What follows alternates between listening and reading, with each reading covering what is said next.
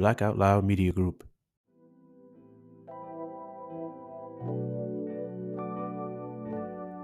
Welcome back to another episode of the Brown Sugar Cafe podcast, the place where poetry meets conversation. I'm your host, Terrence P. Elmore, and before we get into today's topic, make sure you hit that plus sign so you don't miss an episode.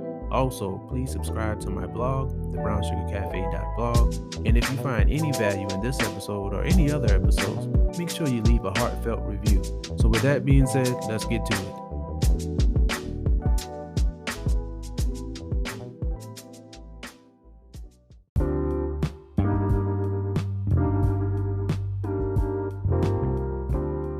Welcome back, everybody, to another episode. I hope that you all are doing well. I hope that you all are feeling well with this weather jumping back and forth. One day it's hot, one day it's cold. Today we got another special guest. Go ahead and introduce yourself. Hello. What up, family? My name is Marcus Black, also known as M Black Speaks, and incredibly excited, elated, and ecstatic to be here with this incredible community, man. Thanks for having me. Man, thank you for coming on. This is a long time coming. I meant to reach out to you before and ask you to be on my podcast. You know, dragging my feet, but we're here now, so I appreciate you coming on. Man, I'm honored, I'm elated, ecstatic, and you've been super supportive literally for years, and someone I have enjoyed being connected to, so I'm excited to speak life to the community, man. Appreciate you. You recently reshared something that I actually forgot about, that you had a book called Asleep at the Wheel, and I did pick up a copy. Before we get into that, Marcus Black growing up, what was that like? Oh man, I always been kind of a happy-go-lucky kid, for the most part. So I just rose-colored glasses, glass half full, optimistic. Like that was me by nature, but the world tried really hard to take that away from me. And I think many of you can relate. Like life is difficult for us all. Pain is universal. Everybody's gonna go through it. Yeah. And that hit me at an early age, and there was lots of adversity, even coming up within my own home as my dad wrestled with his own personal demons that caused him to try to fill a void in his soul with alcohol and gambling and all the other toxic traits that really kind of led to my home being a war zone many a day. And that kind of really fought hard against my natural spirit, trying to pull me down, weigh me down, and really was a struggle. So it really was a hodgepodge of good, bad, ugly, and all of the above. Man, okay. And it's amazing to hear your story and to see where you are now. Motivational speaking, TEDx. Let's talk about that TEDx. How did you feel when you got that opportunity? I'm not gonna lie, like there's only a couple of things left on my bucket list as far as career-wise, and that was one of them. There's like three. I started with like 25 things, and there's only 3 things left, so I've been crossing them off. And wow. When that one happened, I was like, I kind of, what you just said, like, wow, was the feeling, and kind of nervous. And I don't get nervous. That's probably the most nervous I've been in a long time speaking, because it's a different platform, and right. TED is a different animal, and the way you communicate and the way you storytell and the way you share is so different. It's so particular and so concise, and it's just different than anything else I've ever done. But it was good though. It was good. And I'm very grateful, because it stretched me in ways that I couldn't fathom, but I'm grateful for it. Okay. Yeah, man. When I congratulations again. I remember seeing that, and I was like, wow, but Marcus is really doing it. And you touched on something about storytelling. I really like how you tell stories when you're sharing. I love how you storytell. Where did you get that from, and how did you cultivate it? Okay, so I was the kid in kindergarten getting in trouble for talking too much. So That's I've been me. talking. That's me. Yeah, man. It was just like every day I was getting in trouble, and that was the remarks on my grades were great, but then my conduct always needs improvement for talking when I'm not supposed to be talking. Oh, yeah. So I was a natural storyteller, but I didn't realize that was a gift. It was just something I did, and I would find myself with friends always telling these crazy, dramatic, drawn-out stories. And first time I was in college, and there was one of my teachers, And it was the first time she called it out as a gift because I had the whole class, and it was a college class. It was about 50 people, and I had them on the edge of my fingertips telling this story. And I told them one story for like 2 hours. And the teacher was like, "You're a storyteller," and I didn't know what that meant. I was like, Right. I never heard anybody say that. I've always told stories, but I never heard anyone say it that way. Now, it was something I did, but it still wasn't until years later that I connected with people like Les Brown that I realized that, like, okay, that's a gift that people pay a lot of dollars for if you can do that well, because Yeah. stories connect dots for people. What was that like connecting with Les Brown?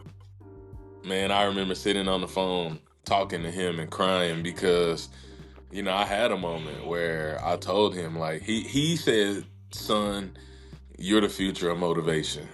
And he's just calling out all these gifts, and I'm just like, what is happening? I felt like I was in the Twilight Zone. Like, how are Yeah. you on my phone? How is this real? Like, what I'm saying? I didn't come from that. I didn't go to college for this. I didn't have a big following or a lot of dollars. When I started, I didn't have nothing but a cell phone and some words and passion for what I felt was purpose. And so, I told him, I said, "Man, you saying that, you don't even know what that means to me, because in my life, like, I had to fight tooth and nail just to try to believe in myself, because my own dad never said those type of things to me." And it was definitely a moment on the phone as I sat here, and he just kind of reaffirmed, like, "Nah, you are here for a big purpose, and you are walking in that purpose." So, man, it was just an incredible feeling and experience, and to be able to be connected to the legend. What was the first moment you decided to walk into being a motivational speaker? The first moment happened, and it was one of those moments. I don't know if you watch superhero movies at all. Oh, love them. Okay, cool. So, like, every superhero has an origin story. Right. And in the origin story, it normally kind of gets to how they developed these powers. And so at first, they don't know how to control. It's just crazy. It's like, what Right. just happened? They don't know what happened to them. They kind of freaking out. That's what happened to me, because I never wanted to do this.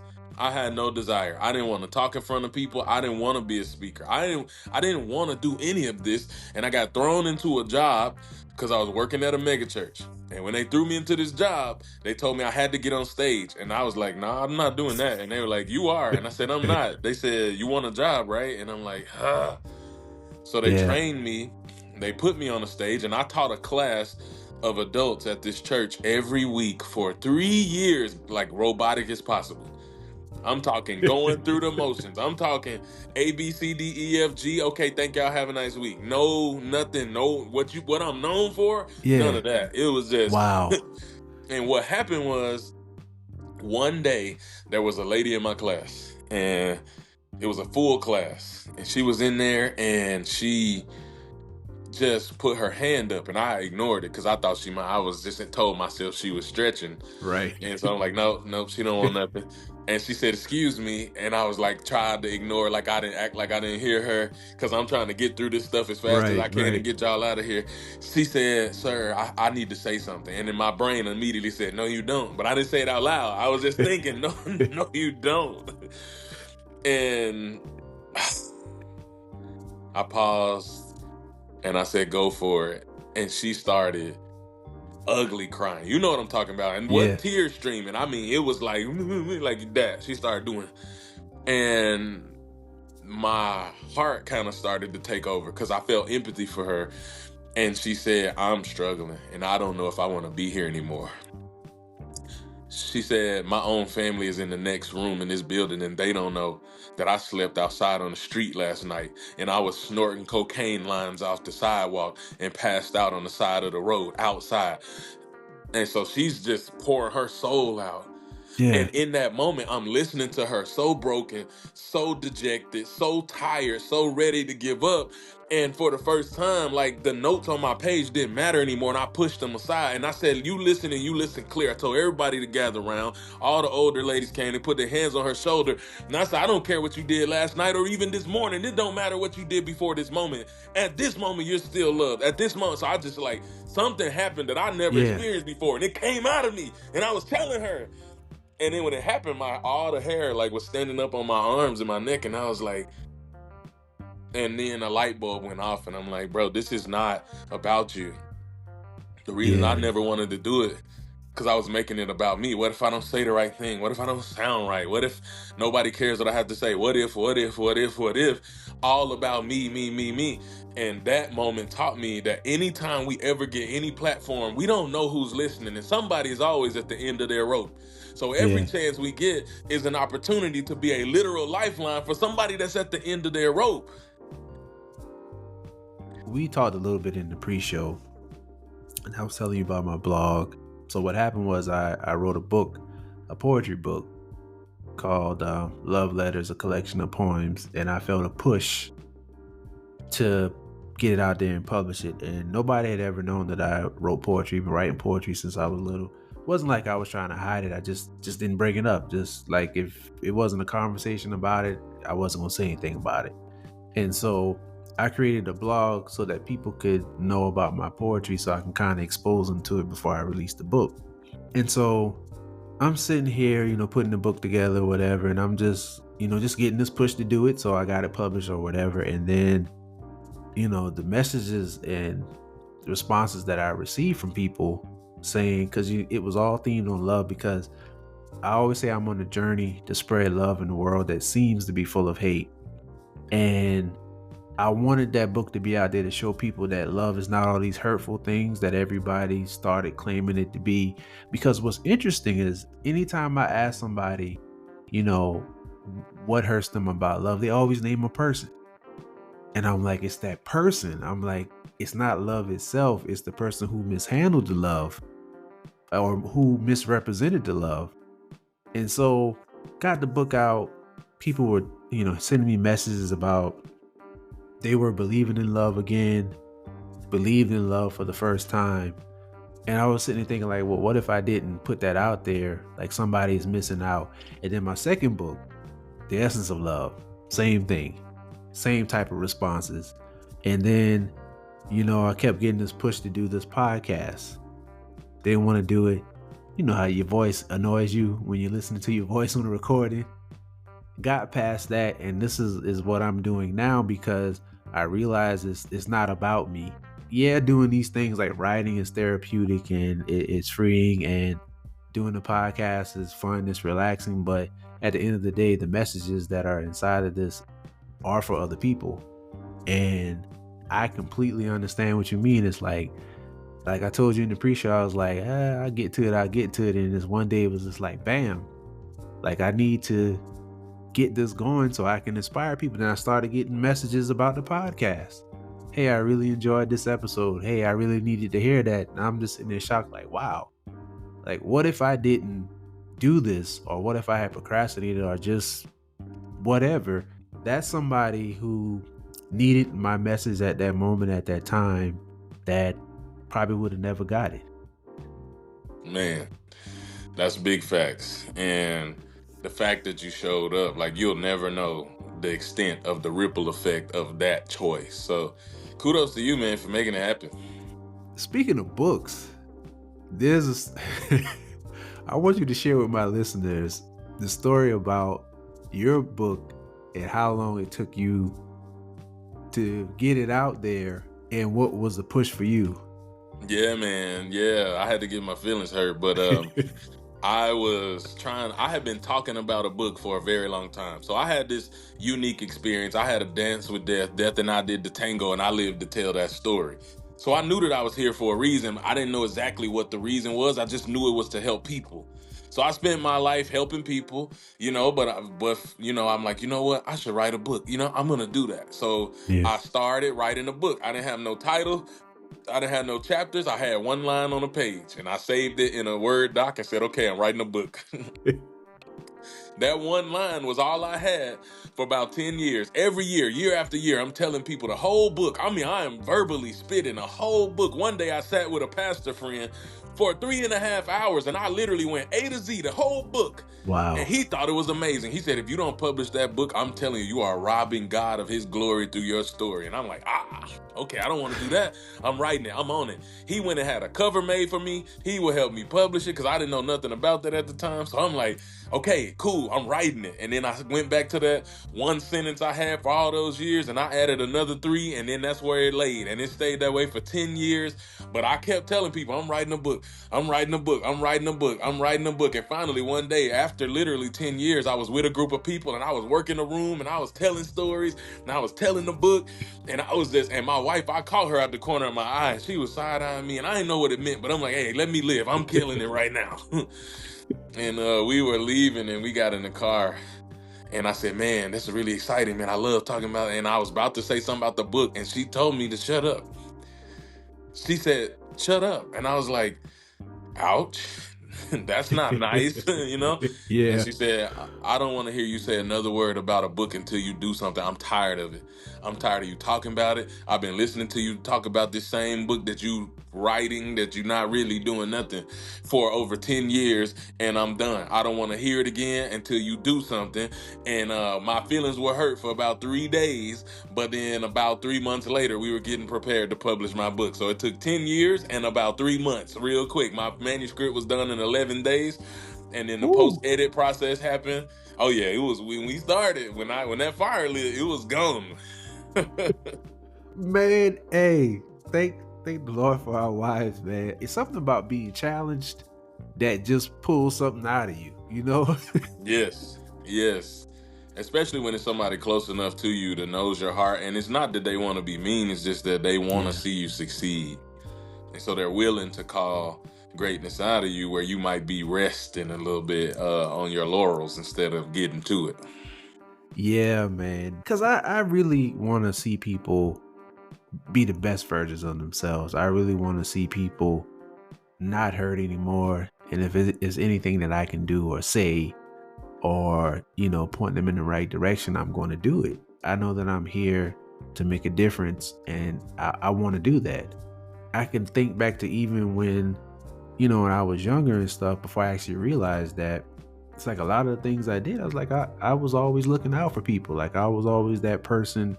If somebody was being bullied, I'd step up and be like, hey, don't bully them, don't do that. Like I was just always that person. It was natural. And at a young age, you don't realize what that is just that's not right. And I'm not gonna sit here and stand here while this is happening. Yeah, exactly. Exactly, man. It's powerful. After you completed the book and got it out, how did you feel? It was an emotional experience because I'm like, we made it real. Like, to have talked about it for so long and to see it, to hold the copy, to look at it and to be like, wow, like this is real. Like I am an author from somebody who was failing English in high school, not because I wasn't capable, but because I didn't apply myself, who was struggling all throughout college. And to be like an author and to have that, be able to touch people and make waves and be able to literally shipping them all over the world. Shipped out some today, some signed copies. It's crazy, man. Yeah, I got my copy not too long ago. I hadn't got a chance to dive into it, but I love the cover. So Uh there's so much in that people wouldn't know. So I literally, the guy who designed my cover interviewed me, and he interviewed me for like an hour. wow. And what he did was took what I said, elements of everything I said, and he built in. So the book is called Asleep at the Wheel. The front cover is a car, right? Right. The car is my favorite color, which is blue. On the car, on the dash, is an inspection sticker, a Mississippi inspection sticker. Right. So those change, they vary by year, but there's a date inside of that. And the date is when I had my accident where I almost died, my near-death experience. So if you look, colored in around the grid is October, I think it's October, and the year is 2004. You see that? Yeah. Yeah. That's when I had my dance with death where I should have died. So it's like so much stuff like that he just included. Wow. And I was wondering about that when I looked at this. I was like, I wonder if there's some significance behind this or if it just happens to be a picture. I think he put my birthday in there too. 1986 and somewhere around. I mean, Yeah, he put, yeah, yeah. it's it. So he It's he it. put, yes, he was excellent. Wow.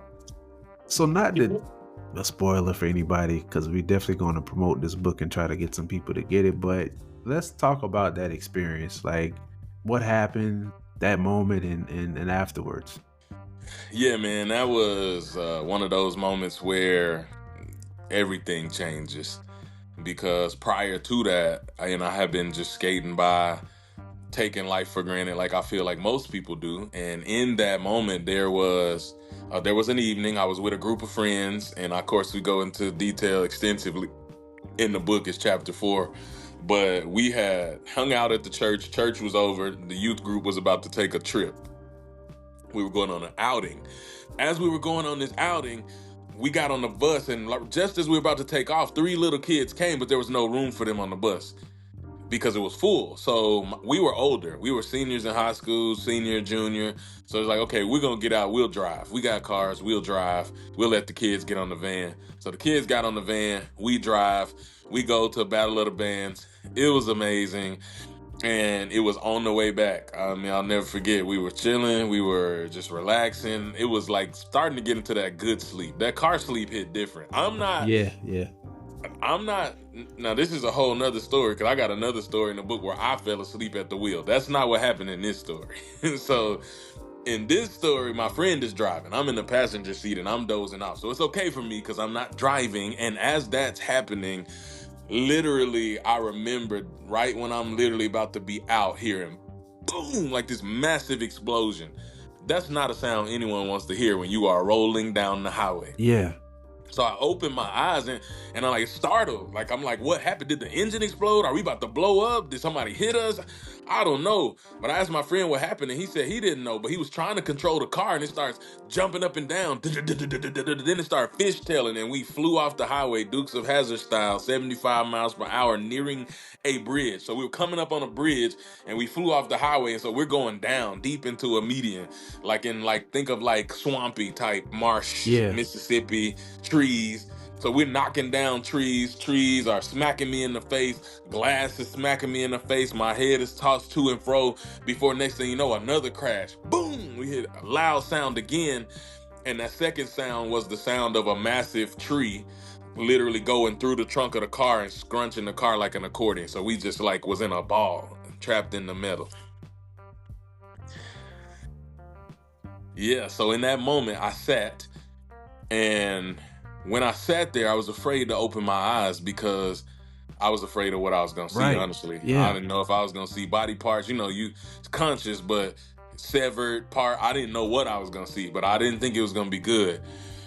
And I finally got the courage to open my eyes, but I didn't look at myself. I looked at my friends first, and they were okay. They were okay. One of them couldn't breathe. He was holding his chest and hyperventilating. But I'm like, okay, now we gotta get out of this car. It's smoking. We smell gas. I'm thinking maybe I watched too many movies, but I'm like, she's about to blow. yeah, yeah, But we're trapped in the car. The trees are lodged around. It's like we're literally in a ball of metal and we can't get out.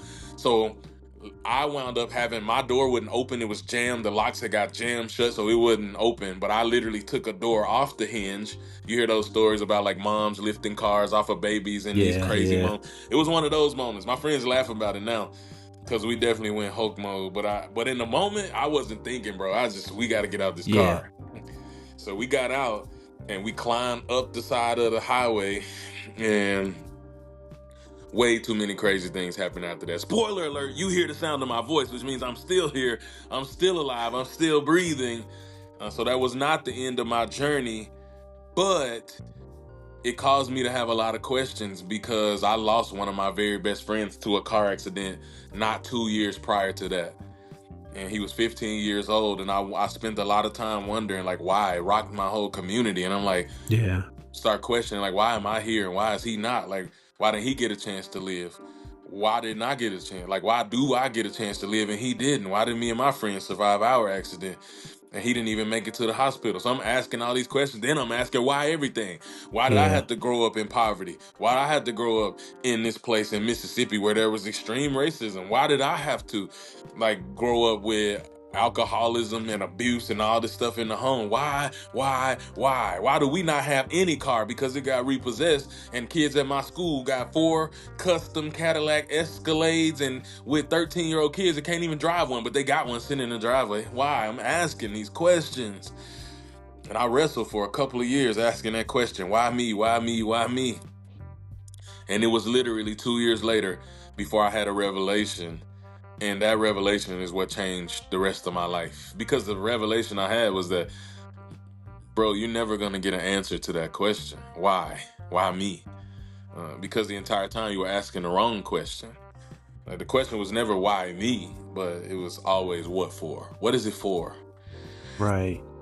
And your pain has a purpose. Everybody's pain has a purpose. And if you can figure that out and get yourself out of this space of victimhood and into a space of empowerment, you can move past pain. Pain can become purpose, and you can use that to help a lot of people, which eventually will feel profit. It's crazy. That is so true. I talk about this often. Like, I truly in my heart feel like that we go through these things to help other people. Like what we talked about earlier, it's not about us. And so when we go through these things and we navigate through them, we find solutions, we figure out what happened, what I could have done differently. I think that we owe it to anybody that we come in contact with to share our story in a way that helps prevent them from going through the same things. You know, everybody always say the greatest teacher is experience, but not every time. I mean, if somebody else's experience can teach me and keep me from having to go down the same road, I would prefer that. And so I always try to tell people to share their story. And of course, with some things you can't tell everybody because it may be too personal. But if you can find a way to share your story with people in a way that's comfortable and safe for you, I suggest to everybody to do that, because you could be helping somebody, you could be saving somebody's life by sharing your story. One of the things that I really disliked, that I realized as I became an adult, how when we were kids, like some adults would act like they were so perfect, like they didn't do certain things. But then when you get older, you find out that they were worse than you were. It's just like, maybe if you had shared that with me and said, I used to get into stuff like you did, when you were young or whatever, but look at me now, that would have helped a lot. Because I have some friends and some peers who got into a lot of stuff, and they didn't know where it was coming from, but come to find out, their parents were doing the same things when they were their age, so they got it honest. I think it would have helped them better if, they had said, hey, I was at that place when I was your age. I'm not this person you see now, and this is what I did.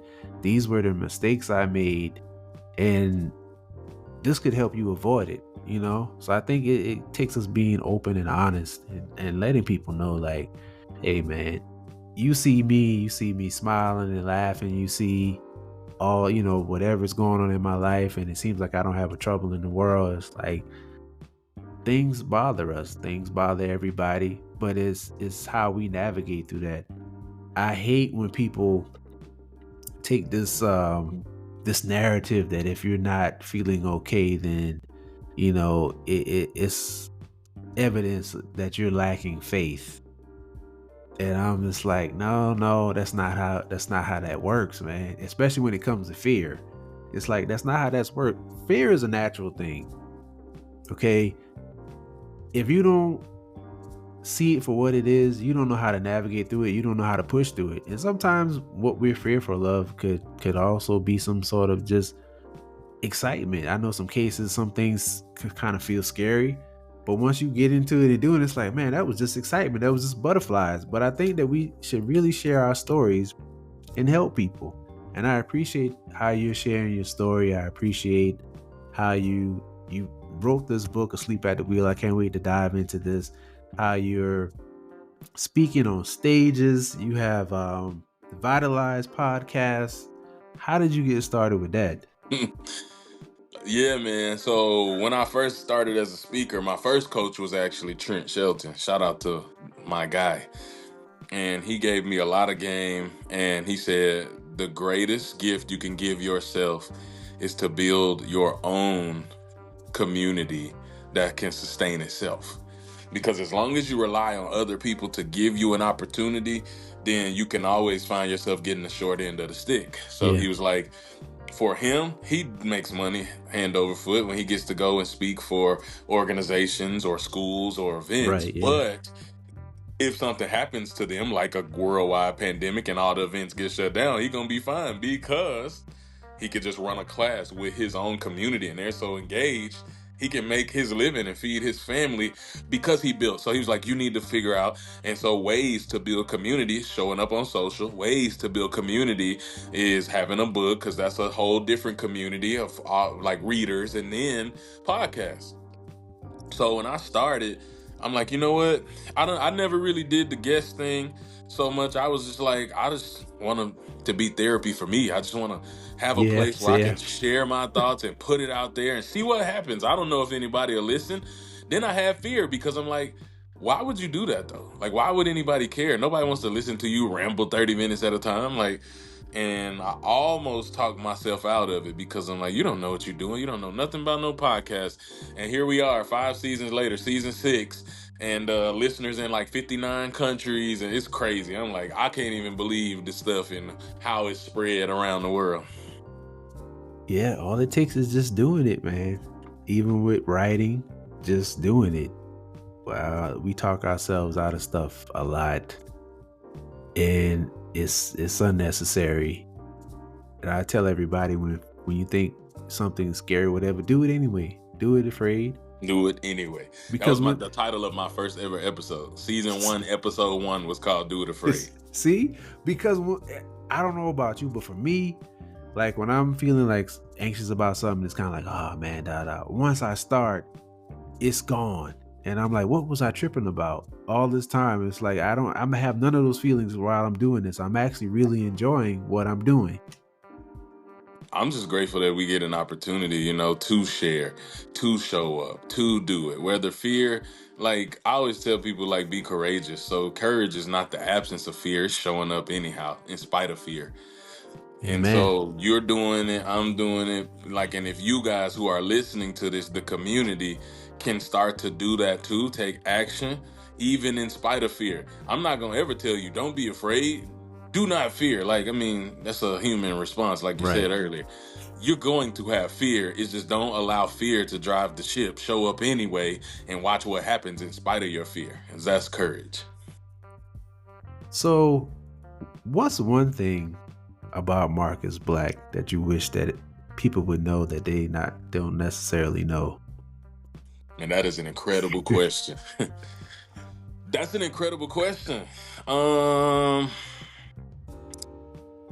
I don't know, man. So I'll tell you this. This funny. You mentioned this earlier. I answer every question with a story. When I was little, my mom didn't have parents.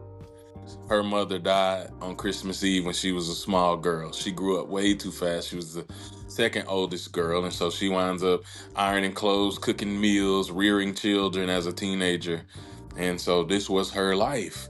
But enter me into the world, little Marcus, and we're always going to my grandma's house. On my dad's side, we're always going to my grandma's house. We're always going to my grandma's house, but we never go to grandma's house on my mom's side.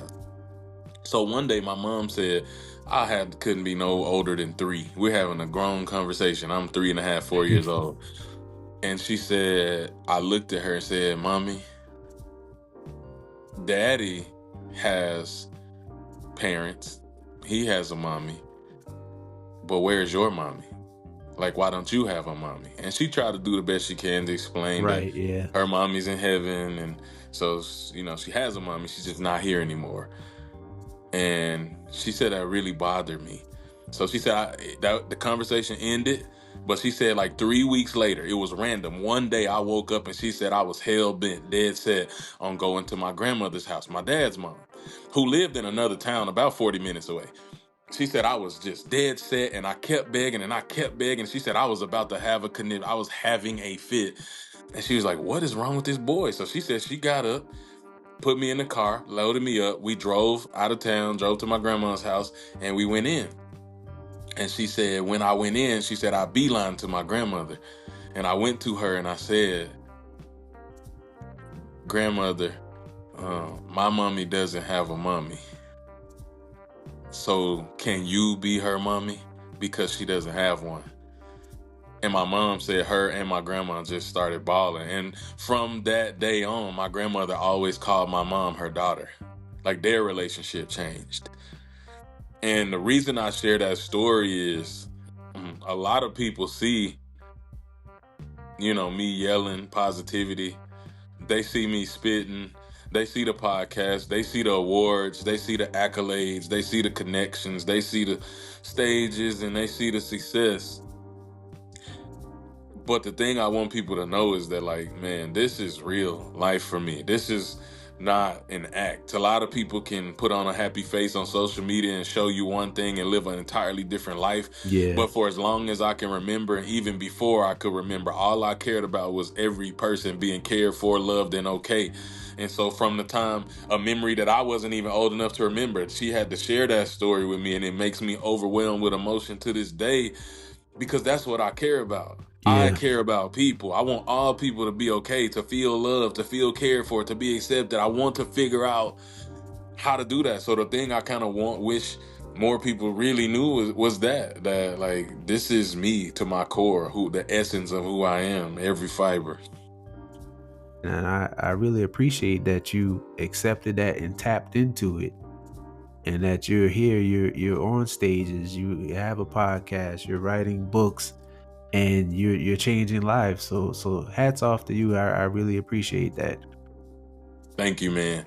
Thank you. That's what we do it for. Like, that's why we show up. Before I let you get out of here, I let the people know how they can get in contact with you, what's next, what you have coming up, how they can purchase your book, anything you want to throw out Yeah, there. man. I'm like T-Pain, man. Talk to me, I talk back. So the best place to contact me is on Instagram. I do a pretty good job. DMs flood in, but I do a I pretty can good job of imagine. Yeah. getting back with people there. So if you guys want to send a message or say how this impacted you, or even tag me, I'm at mblackspeaks on Instagram, and that's the best place to get in touch with me. But also say I'm like Visa, I'm everywhere you want to be. So if you need, Twitter, TikTok, wherever, at mblackspeaks, YouTube at mblackspeaks. Got a big announcement coming up soon. So for the podcast, so it's actually moving to a network. So that'll be, congratulations. Thank you, man. That's going to be real cool, real exciting. But you guys heard that here first. So stay tuned for the actual announcement. I'll be putting that on the page soon. But yeah, man, holler at me at mblackspeaks.com. You can check me out there. In my bio on Instagram, there's links so you can find all the stuff. You can find the book. Some people like, do you have an Audible book? I do. It's out there. So, there's all these different ways that you can just tap in. So, man, I appreciate you and the community and for having me and allowing me to, be a part and share my heart. And, man, grateful for another brother in the world, man. Be connected to another world changer. Yeah, appreciate you. Thank you so much for coming on. I really appreciate you. And hey, you heard it. Connect with Marcus, and remember, keep pushing forward.